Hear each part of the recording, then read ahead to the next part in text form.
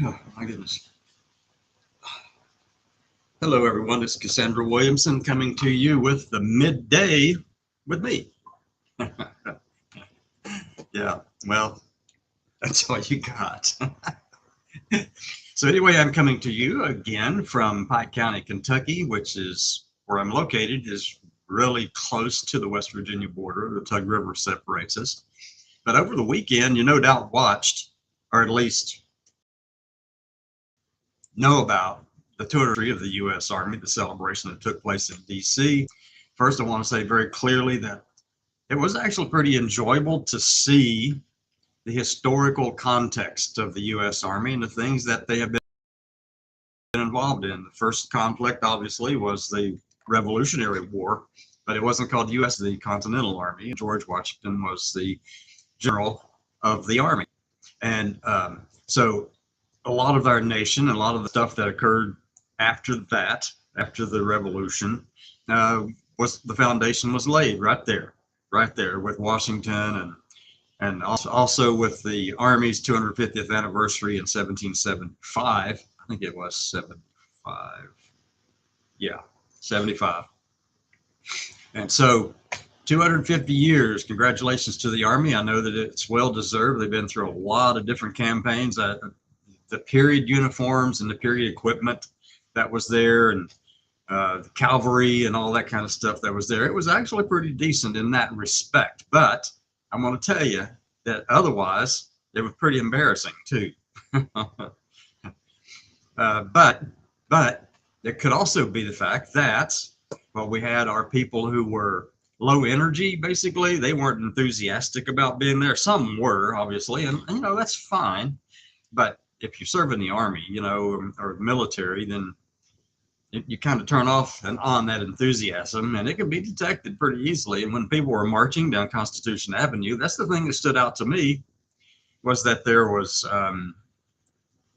well, some soldiers who weren't quite in it. A lot of soldiers weren't quite in it. But I do know this, and I will say it again. I know it again and say it again. This was a historical thing. I don't know if Trump knew that that's what it was going to be. There may have been some compromising that he had to do to get the Army to do that, even with Pete Hegseth as Secretary of Defense. I don't know for sure. I haven't heard one way or the other. But I do know that President Trump, even though he turned 79 on Saturday, so happy birthday to President Trump. And I'm not going to pull a Marilyn Monroe for you, Mr. President.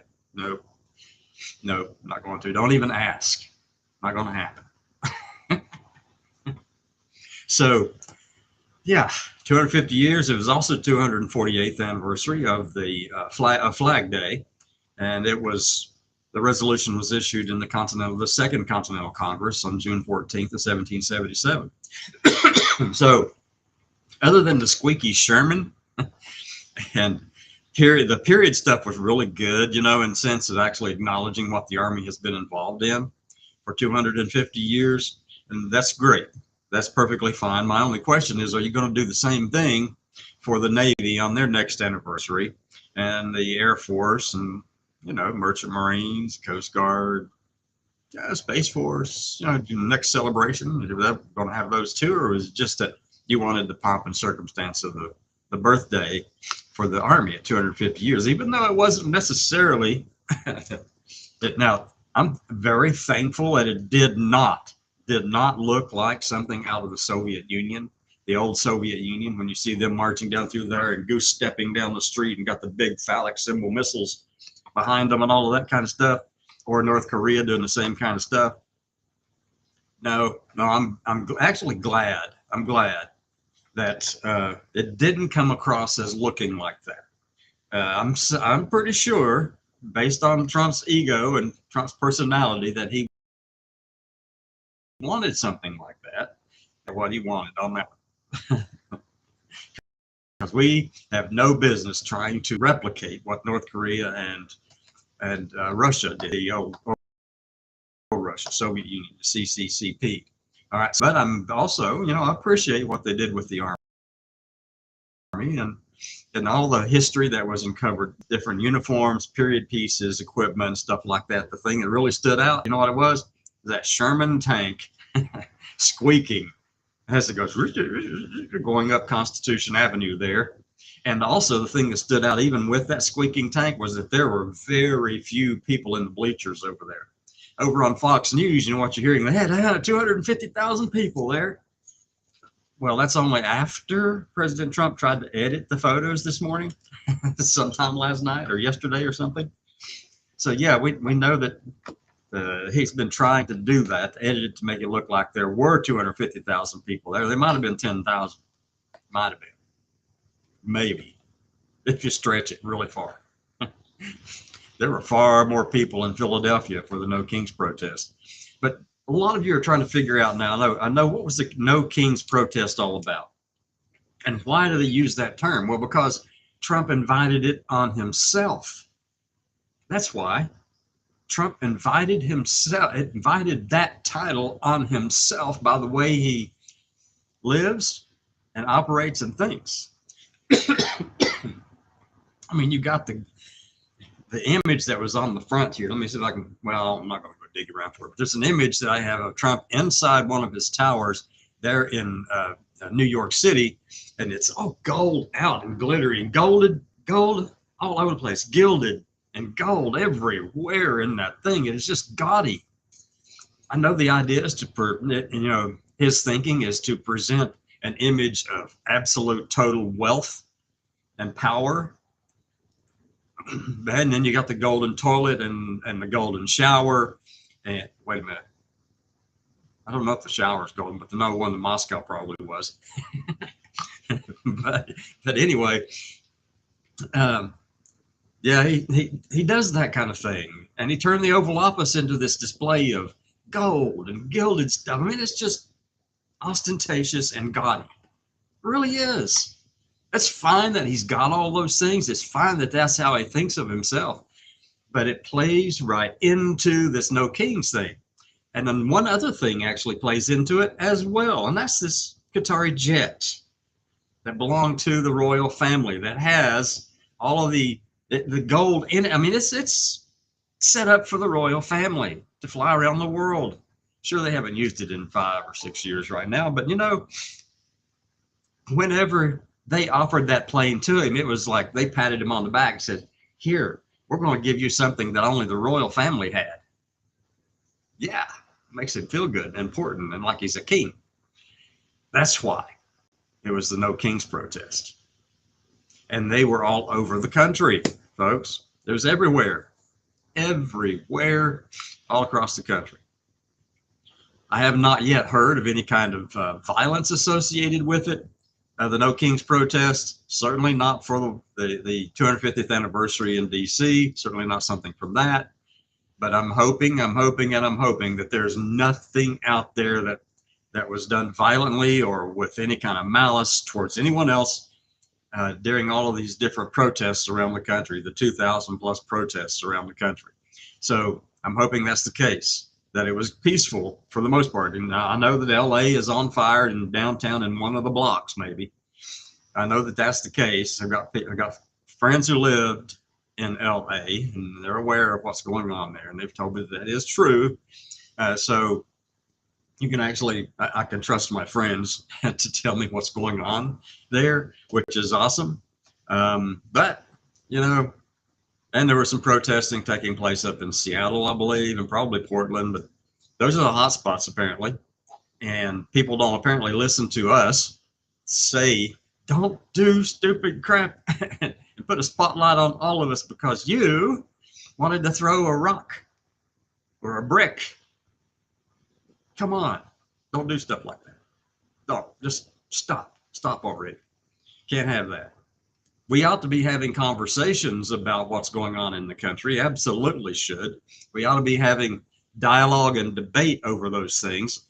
Absolutely that as well. I mean, we should be out here having a good, useful conversation about the different things that impact this country.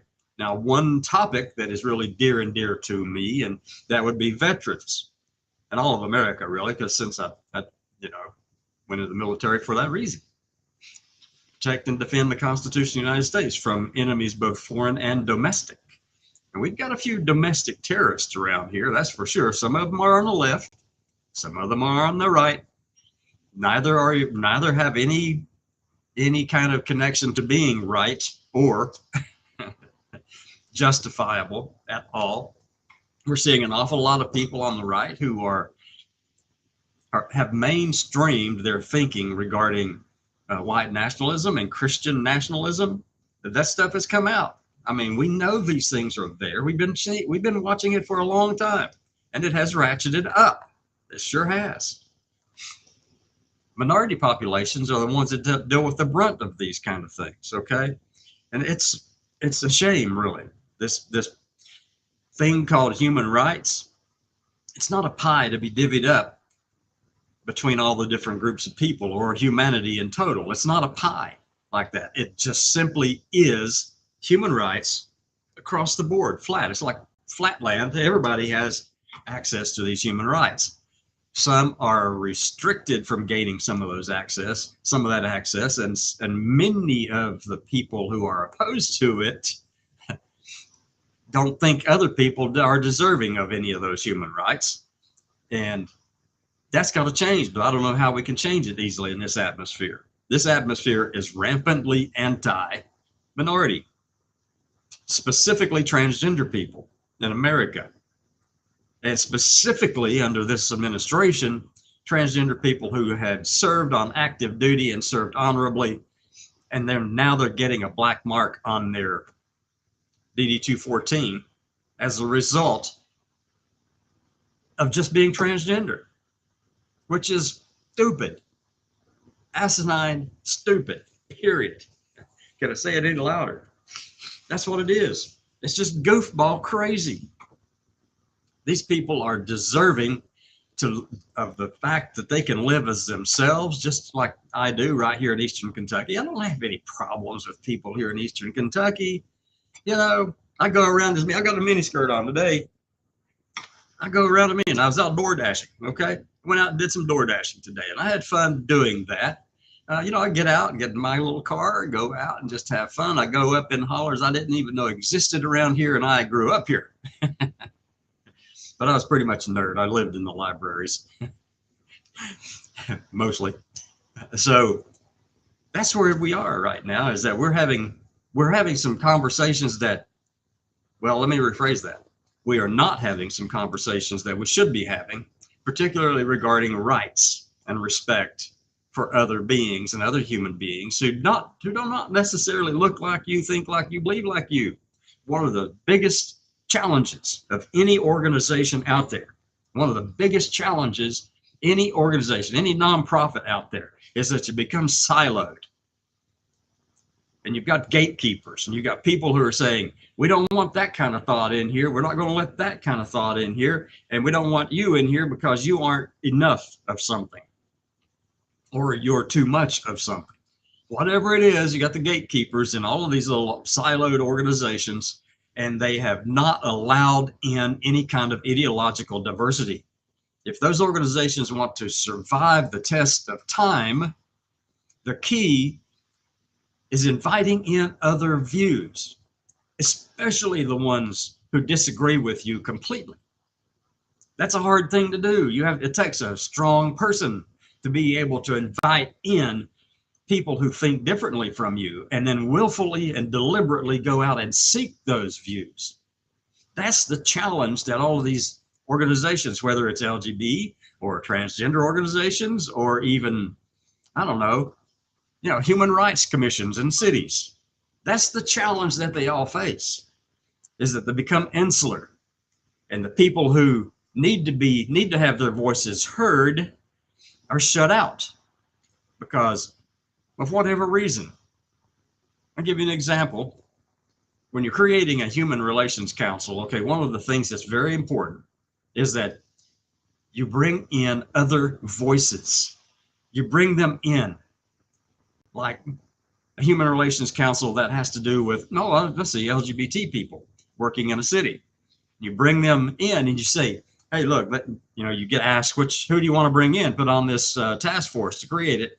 And then you go, I like the imam from the local Islamic center. I'd like the the furthest conservative Baptist preacher you can find.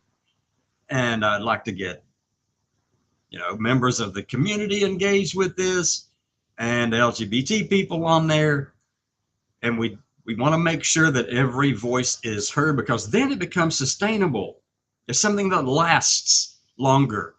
It's something that can be put into code, written about, talked about, and create statutes for because of that. That's how it works. Because if you shut off ideological different views and you don't have ideological diversity in your organization, you will not survive. As a matter of fact, it will fail, whether it takes 20 years or 30 years or 40, it will fail because you have not laid the foundation for it to be inclusive. That's what this Constitution of ours was all about. Granted, I know these people at that time, they thought that black people were not deserving of freedom, except Jefferson and a few other people who were in New England primarily. Jefferson didn't want to do anything about it because, he owned slaves. Yeah, but he didn't want to do anything about it because he knew that his people in the state would not like it if he started making waves about all that. So he didn't. He was afraid. And literally, he was afraid to take a step for two reasons. One for that, and the other one is because he thought they'd all rise up and go after him. Which, that's fine. Got to deal with it. But anyway, and then women couldn't vote. American Indians, the Indians couldn't vote. No one could vote except for, and originally they just wanted to be landowners. Just landowners. Thank goodness that got changed, right? Because, renters in these big cities, they would be disenfranchised completely. Excuse me. I've been wrestling with a cold today, last night, Saturday night. Oh my gosh. So anyway, we come by this all honestly in terms of the different things that we need to talk about and bring other viewpoints in. We need to do the same thing in our academic environments. And what's happening right now from the Trump administration and across the whole federal enterprise at this point is that they're cleaning house and putting in people that they want in there who are ideologically pure, have passed the purity test for them. And, they have some rights to do that. But when you take the whole of the federal enterprise and you say we're making them all at-will employees, and if you don't agree with us, we're going to fire you and put somebody in there who will.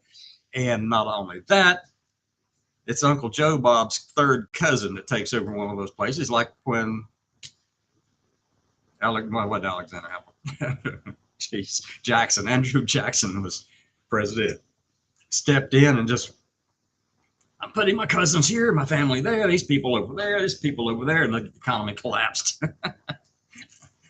for 10 years. It took 10 years to recover from that. There was a real estate bubble in Florida, of all places, that caused it. And then he was also stripping away all the banking stuff because he thought that, you didn't need banking, especially not federal banking. You just need states banking. So anyway, we come by a lot of crazy crap over the years in our country, but ultimately it's still a good country. It's still worthy of defense. It's still worthy of standing there and picking up that rifle or that robot dog and going out and taking care of business when we need to. That's fine, and that's great. We have those capabilities. But the squeaky Sherman, I can't get the squeaky Sherman out of my head. And then the bleachers that were empty behind it, well, basically empty behind it. That just sticks in my head. I don't know about you, but I can still see and hear that squeaky Sherman. Now, look, there were a lot of people there in that parade, and actually it was a lot of fun to watch because of the historical context that was represented. There weren't 250,000 people there watching. There were not. I know that Trump went in sometime over the weekend or whenever and tried to edit a video to make it look like that there were 250,000 there, and there were not. We all know that. There are more people in Philadelphia marching in the streets there. So let me check on the chat down here and let's see who said what, when, and why. Hey, respect for the accomplishments of the Army, no respect for the Taco King. Junia, did you happen to see, there was a video clip of these little tanks, and they were shaped like tacos, and they were going down the street. It was funny as crap. Oh my God, it was fun. Anyway, everybody, thank you for watching. Come back this evening about around 6 p.m. Eastern time. We'll do it again. Bring your friends. If you have the capacity or the ability to do so, appreciate any support that you could send us. Go to the website. It's www.cassandra, one word, cassandra-llc.com. Go there. And you can go check out the site, go whatever, read a lot of the blog posts. And the only way to access some of the in-depth research is you've got to be a paid subscriber. But go there, check it out, help us out, keep it moving. And I did appreciate everyone who engages with us. I do know that a lot of the numbers that show up there in the little eyeball thing, that we have a lot of drive-by people who watch but don't click on it. So you don't know who they are. But I do know they're there.